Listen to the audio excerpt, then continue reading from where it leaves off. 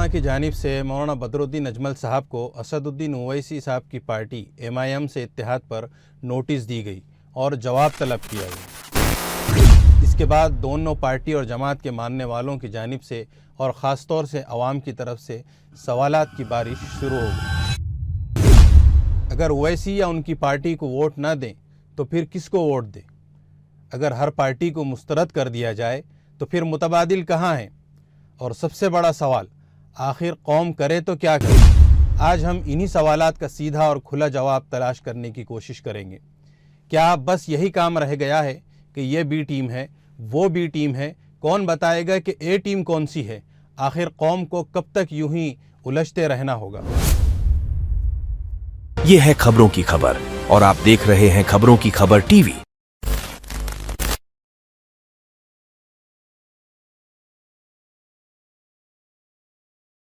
नाज़रीन अस्सलामु अलैकुम, आदाब। आज के ख़ास प्रोग्राम तबसरा में मैं आपका मेज़बान ज़ियाउर रहमान महफूज फ़ारूक़ी। आगे बढ़ने से पहले आप तमाम से गुजारिश है कि इस वीडियो को पूरा देखें और कमेंट बॉक्स में अपनी कीमती राय ज़रूर दें, और जिन अहबाब ने अभी तक चैनल को सब्सक्राइब नहीं किया वो ज़रूर सब्सक्राइब करें। नाज़रीन, इस वक्त सोशल मीडिया पर आसाम के इलेक्शन को लेकर एक बहुत बड़ी बहस छिड़ गई है। मौलाना बदरुद्दीन अजमल साहब और असदुद्दीन ओवैसी साहब के इत्तेहाद पर जमीयत उलमा हिंद ने अपने लेटर हेड पर एक नोटिस निकाली। उस नोटिस का मंजर आम पर आना था कि एक दूसरे के हामियों के दरमियान बहस मुबाहिसा शुरू हो गया है। हालांकि देखा जाए तो चाहे मौलाना महमूद मदनी साहब हो, मौलाना बदरुद्दीन अजमल साहब हो या फिर असदुद्दीन ओवैसी साहब, ये सभी मुसलमानों का, कौम का और इस मुल्क का बहुत बड़ा असासा है। और इसमें जहाँ तक मौलाना बदरुद्दीन अजमल साहब और असदुद्दीन ओवैसी साहब का इत्तेहाद की बात है तो वो कोई बुरी बात नहीं। अलबत्ता उस इत्तेहाद पर जो ठीकावार जमीयत उलमा की जानिब से सामने आया है उसने अवाम व ख़वास में बहस व मुबाहिसा छेड़ दिया है और अवामी हलक़ों में इस पर कई सवालात हो रहे हैं। उस लेटर के बाद जो अवाम में सवालात की एक बड़ी कतार लग गई है, इसी में से कुछ अहम सवालात जो अवाम की जानिब से हो रहे हैं, हम उनमें से ये है कि आखिर जमीयत उलमा ने किस बुनियाद पर असदुद्दीन ओवैसी की पार्टी को फ़िरक़ा परस्त पार्टी कहा है। मैं यहाँ एक बात वाज़ेह कर दूँ कि उस लेटर में किसी पार्टी का नाम नहीं लिया गया है कि किस पार्टी को फ़िरक़ा परस्त पार्टी कहा गया है, लेकिन हर कोई जानता है कि मौलाना बदरुद्दीन अजमल साहब ने किस पार्टी से इत्तेहाद किया है। बहरहाल अवाम की जानिब से ये सवालात भी पूछे जा रहे हैं कि जमीयत उलमा अपना मौक़िफ़ वाज़ेह क्यों नहीं करती सियासत को लेकर। एक तरफ ये कहा जाता है कि सियासत से हमारा कोई ताल्लुक़ नहीं, फिर उलमा किराम बयानात में ये कहते हैं कि सियासत भी दीन का हिस्सा है, और जब सियासत से ताल्लुक़ नहीं तो फिर राज्यसभा में नुमाइंदगी किस बुनियाद पर की जाती है। एक तरफ मौलाना बदरुद्दीन अजमल को ये कहा जाता है कि फ़िरक़ा परस्त पार्टी से इत्तेहाद मत करो, तो दूसरी तरफ मालेगांव के मुफ्ती इस्माइल कासमी साहब उसी फ़िरक़ा परस्त पार्टी यानी MIM के MLA हैं और जमीयत उलमा के ज़िम्मेदार भी हैं, और इसके अलावा दारुल उलूम देवबंद के रुकन शूरा भी हैं। फिर ये क्या है? इसके अलावा मुफ्ती हारून नदवी साहब जो जमीयत उलमा जलगांव के सदर भी हैं और कांग्रेस पार्टी के ज़िम्मेदार और प्रचारक भी हैं। फिर इसका क्या मतलब है? उस लेटर के बाद जमीयत उलमा इस तरह के सवालात के घेरे में आ गई है। अवाम हो या ख़वास अब अक्सर ऐसे ही सवालात करते नज़र आ रहे हैं और उलझन के शिकार हैं। दो जमीयत है, क्या दोनों जमीयत का दस्तूर एक ही है या अलग अलग है? और भी बहुत सी बातें बहस व मुबाहिसा का मौजू बनी हुई हैं।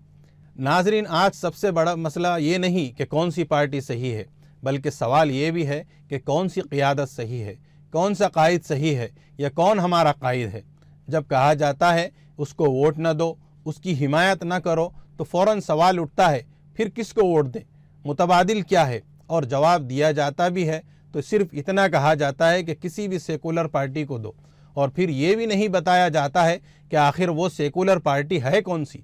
एक और उलझन, जब पूछा जाता है कि सेकुलर पार्टी कौन सी है, कोई वाज़ेह जवाब नहीं मिलता। हर पार्टी पर सवाल है, हर लीडर पर एतराज़ है, हर क़ियादत पर एतराज़ है, तो फिर आवाम किसको सेकुलर माने, किसके साथ खड़ी होंगी आवाम? और अगर कोई वाकई सही रास्ता है तो उसे खुलकर बताया क्यों नहीं जाता? सिर्फ इख्तिलाफ या मुखालिफत काफ़ी नहीं, उसूल बहुत सादा है, पहले मुतबादिल दिया जाए फिर इख्तिलाफ या मुखालिफत की जाए। लेकिन आज क्या हो रहा है? सिर्फ ये कहा जाता है कि उसको वोट न दो, लेकिन ये नहीं बताया जाता कि किसको वोट दो। ये तरीक़ा कौम को मज़ीद ज़हनी उलझन में डाल रहा है। हिकमत और मसलहत आखिर कब तक? گزشتہ کئی سالوں سے ہم حکمت اور مصلحت کے نام پر چلتے آئے ہیں، لیکن سوال یہ ہے کہ آخر کیا ملا؟ کیا قوم کو راحت ملی؟ کیا کوئی مضبوط سیاسی قیادت ملی؟ کیا کوئی واضح راستہ سامنے آیا؟ کیا مسلمانوں پر ظلم ختم ہوا؟ اگر جواب نہیں ہے تو پھر سوچنا ہوگا، اور آخر سوچنا بھی تو کب تک؟ آج عوام بدل رہی ہے، وہ سوالات کر رہی ہے، ہمیں صرف روکنا کیوں؟ ہمیں راستہ کیوں نہیں دکھایا جاتا؟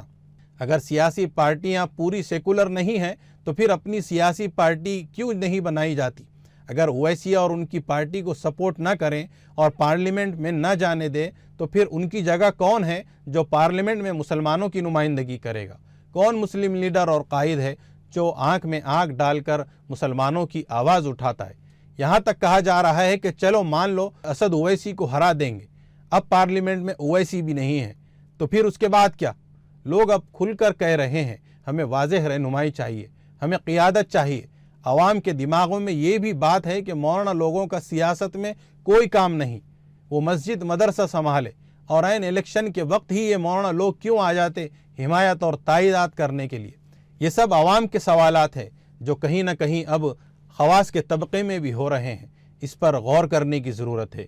ایک اور بڑی غلط فہمی کہ سیاست کا دین سے کوئی تعلق نہیں، جبکہ حقیقت یہ ہے کہ سیاست بھی دین کا حصہ ہے، رہنمائی دین کی ذمہ داری ہے۔ اگر دین کو سیاست سے الگ کر دیا جائے تو کیا باقی رہ جاتا ہے؟ جدا ہو دین سیاست سے تو رہ جاتی ہے چنگیزی۔ اب وقت آ گیا ہے کہ صرف مخالفت نہیں حل دیا جائے، صرف تنقید نہیں قیادت دی جائے، صرف سوال نہیں اطمینان بخش جواب دیا جائے۔ قوم اب خاموش نہیں، قوم سوال کر رہی ہے، اور اب وقت ہے کہ اسے راستہ دکھایا جائے اور سچ واضح کیا جائے۔ ناظرین، ان سوالات کے تعلق سے آپ کی کیا رائے ہے کمنٹ باکس میں ضرور دیں، اور جن احباب نے ابھی تک چینل کو سبسکرائب نہیں کیا براہ کرم وہ ضرور سبسکرائب کریں۔ چلیے اب اجازت چاہتا ہوں، انشاءاللہ کل اسی وقت پھر کسی اہم موضوع کے ساتھ آپ سے ملاقات ہوگی۔ اپنا اور اپنوں کا خیال رکھیے، خوب دعاؤں اور عبادتوں کا اہتمام کریں، ہمارے لیے بھی دعا کریں۔ جزاک اللہ خیر، اللہ حافظ، السلام علیکم ورحمۃ اللہ وبرکاتہ۔